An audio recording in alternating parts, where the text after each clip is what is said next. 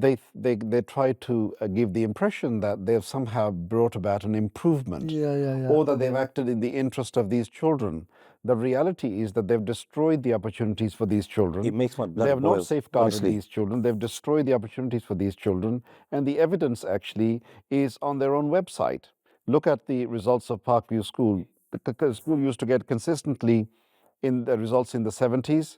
A year and a half after we left, the results were in the 40s. early It was 40s, special late 30s. measures. It was special measures when I resigned from the school. Results in the 70s, and the results went down to 40s. And a year and a half later, in 2016, I think 2016, 2 years later, the school was graded as good.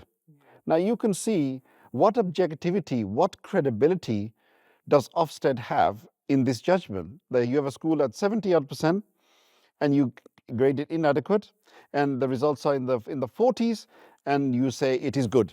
8 years on, this is the first time I went and typed in Nansen Primary School, where I was a deputy head.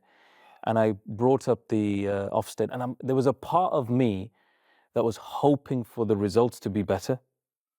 But I was hoping for for it to be good, or outstanding. There was I wanted that to happen. That regardless of what's happened to me on a personal level, that maybe the something's changed. But it's an inadequate school. Once we were all banned, we were ostracized in the community. We were made as outliers, and the amount of civic and the amount of public service that we had, given all our lives, it's an astonishing achievement, right? But it was disregarded. We had witnesses that lied and fabricated, and the inspectors took everything on hearsay. What legacy is there? What legacy is there? When I got banned, I couldn't get a job. I had 2 children to support, and honestly, wherever I went, people were I couldn't get a job. I couldn't even do certain courses because I'd been banned by the regulatory body. All my money had run out. My wife was upset, my children were broken, my parents. What do I say to my parents? My father worked his whole entire life. He Russell Group educated me, wanted me to do remarkably well, get off the streets of Luton, do something. My dad had nothing to say. All his pain, every bit of his sacrifice, 14 hours a day, 15-hour days, 16-hour days, 1 job, 2 jobs, working far away from home.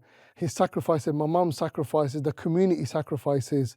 And then for us, just on the back of witnesses lying, poor reporting, malpractice, a witch hunt, Islamophobia, being a Muslim, we get treated like this. Where we are now, I can see that each and every one of us has responded differently to what took place. I know with myself, my personal journey, I became way more introspective, way more introverted in my navigation of life itself. I think I lost trust in the Muslim community. At one point, I even left Islam. Very few people know this, that I gave up on because I lost trust in Muslim leadership. This idea that the so-called Muslim Ummah was not there to do anything. And I had to really question my affinity with a community that had no regard for my well-being. Because I already didn't feel that the wider community regarded me. So my attempt to address that was, let's do even better for our kids.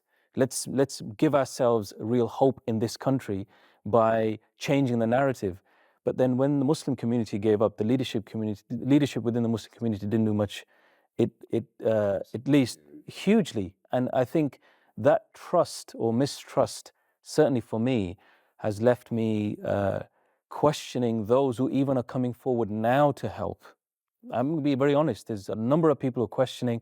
I was in a meeting with an individual over the weekend, and throughout the whole conversation, I'm thinking, what's this in for you? Why are you coming forward? Because the sincerity for 8 years of us going through this, where was that sincerity then?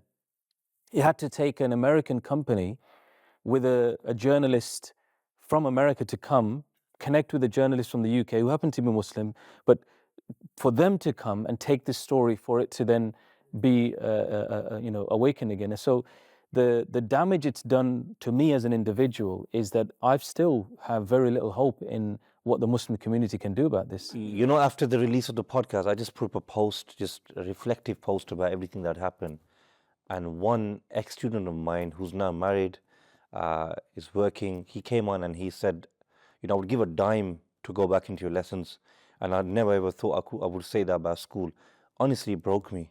I became emotional, and I just think, you know, what a loss. You know, like, I had so many areas I could have improved, and I had a lot to learn.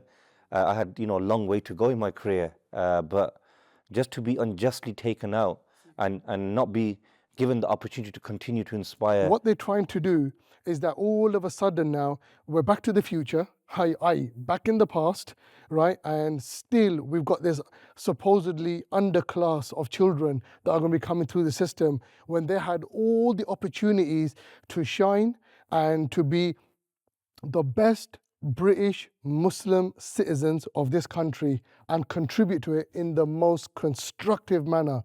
That's been stripped. Our community is regarded as second class. They deserve to be in the gutter.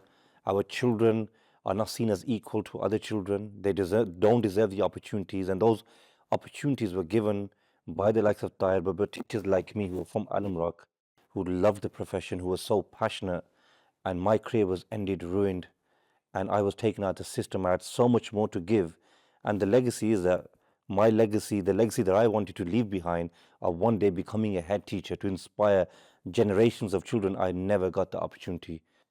These children now in these areas, the legacy that remains now is they do not have individuals that they can relate to and say, that's what I want to be like. That when you've got a head teacher, a chair of governors, chair of trustees, head of department, that they can see, I can become like that. It gives them hope. Now, the people that they see are not people like that. Yeah. And that in itself, it's taken the hope away from that community. And that's the legacy of Trojan Horse for me, for my community. That community in Alam Rock, that school, if you look at the results, have plummeted since then. Crime has increased, knife crime, drugs, murders. Several pupils from that school that left that school have been murdered, are dead. That's the legacy of Trojan Horse. Keep the faith.